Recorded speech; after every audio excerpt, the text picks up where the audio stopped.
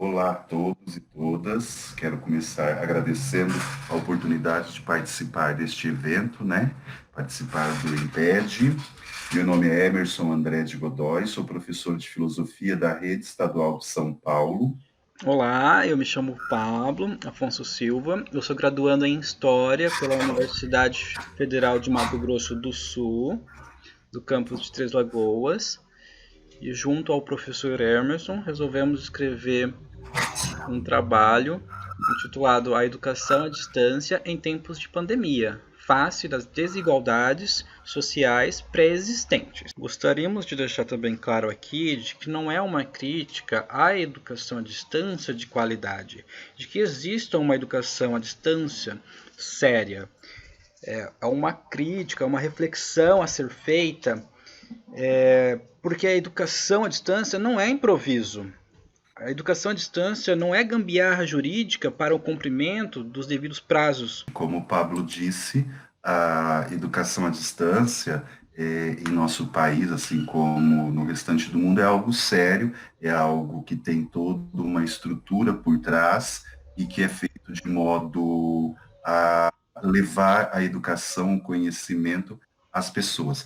Não é essa a discussão da educação à distância séria. Nós estamos falando de um outro problema, de uma outra questão, que é o que nos foi imposto durante a pandemia e que estão tentando dar o nome de educação à distância, mas não é educação à distância. Portanto, o presente trabalho ele visa discutir questões ligadas ao modo de estruturação e eficiência da educação à distância, a EAD, nos processos de aprendizagem diante da pandemia do Covid-19. A EAD, por conta da tecnologia exigida para seu funcionamento, por diversas vezes é confundida como sendo um ensino de ponta, fato de que diverge da realidade, por conta de que, como havia sido mencionado, ela não é uma gambiarra jurídica, ela não pode ser imposta de forma abrupta para os professores e alunos.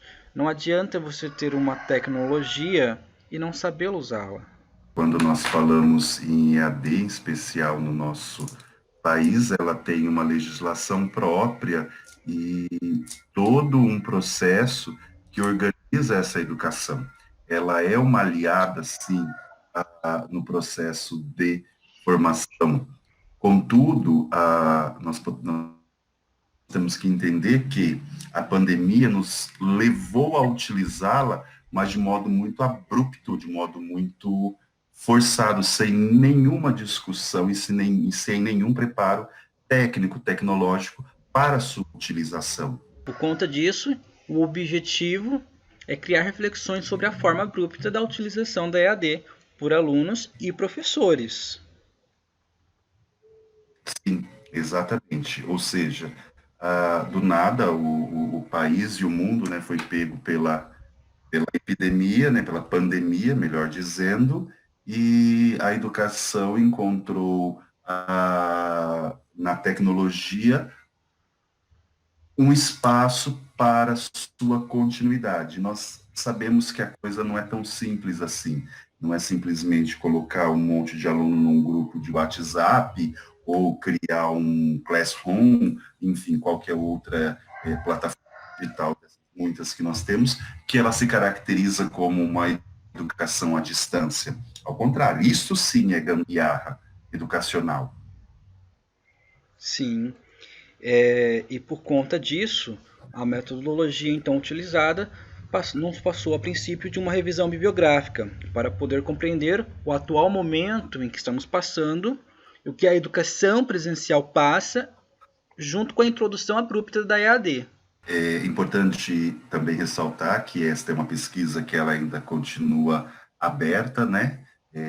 Nós estamos ainda construindo uma série de outros elementos dentro desta pesquisa, mas a metodologia, como foi dito, né?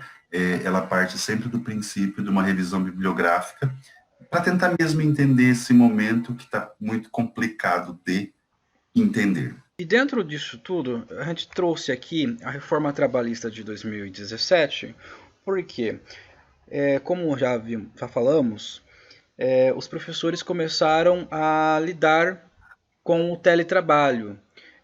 de modo EAD, né? Vamos chamar de teletrabalho aqui, o que considera a reforma trabalhista.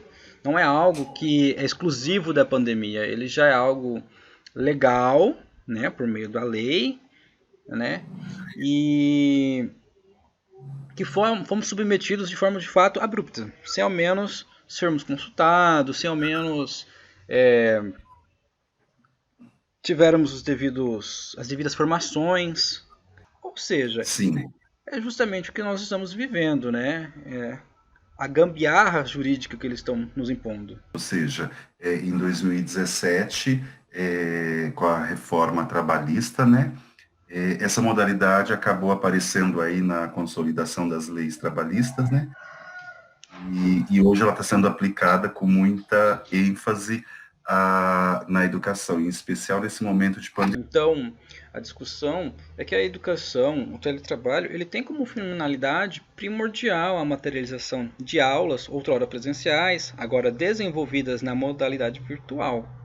Sendo assim, a utilização de teleaulas ou ferramentas virtuais por si só, o que não implica, né, na aprendizagem de fato de todo o conteúdo pelos alunos, sendo necessário de fato ter esse debate aqui dos processos de ensino e aprendizagem. Sim, por que que ela não implica necessariamente a aprendizagem? Como nós dissemos lá no texto, né, no título do nosso trabalho, desigualdades pré-existentes.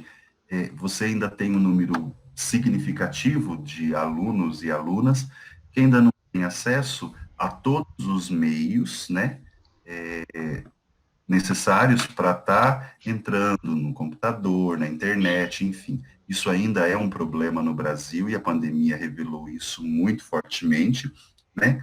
Além de questões estruturais, porque não adianta você também ter acesso à internet e computador se você não tiver um lugar para estudar, se você não tiver ambiente saudável também dentro de casa para estudar. E isso também isso não é tão simples, porque o aluno em casa ele vai ter que ajudar os pais, ele vai ter que cuidar do irmão, ele vai ter que cuidar de uma série de outras coisas, o que não permite que ele tenha esse espaço sadio, saudável, para sentar na frente do computador ou do celular, enfim, e estudar, ou seja... Sim, exatamente.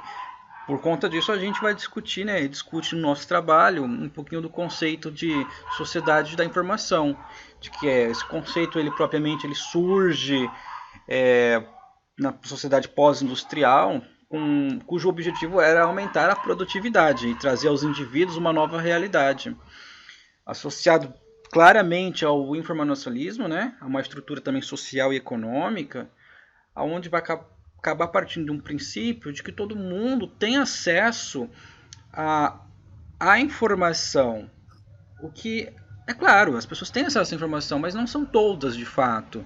E por conta disso, o debate contra a EAD ressurgiu das cinzas, de uma forma bem intrigante, que seria que a pandemia contribuiu para deixar bem evidente um interesse, por aqueles que têm o interesse, obviamente, em terceirizar a educação. Ainda mais com o nosso atual governo, que isso se evidencia a privatização como em todas as áreas, né? Esse é o grande debate, né? Talvez essa pandemia e essa introdução de milhões e milhões de brasileiros, alunos na educação à distância, na suposta educação à distância, né? Esteja sendo visto como um grande laboratório. É preciso ressaltar que o que nós estamos vivendo é um teletrabalho, um trabalho remoto, de modo muito e sem embasamento nenhum, e que não está efetivando de fato a aprendizagem do aluno. Então, mais uma vez, nós agradecemos a oportunidade e a aprovação do trabalho e estaremos disponíveis no fórum para tirar as devidas dúvidas e participar de discussões, das possíveis discussões que surgirão. Agradecemos novamente a todos os participantes virtualmente, aos organizadores do evento e a oportunidade de estar contribuindo um pouco mais para o enriquecimento deste evento. Muito obrigado.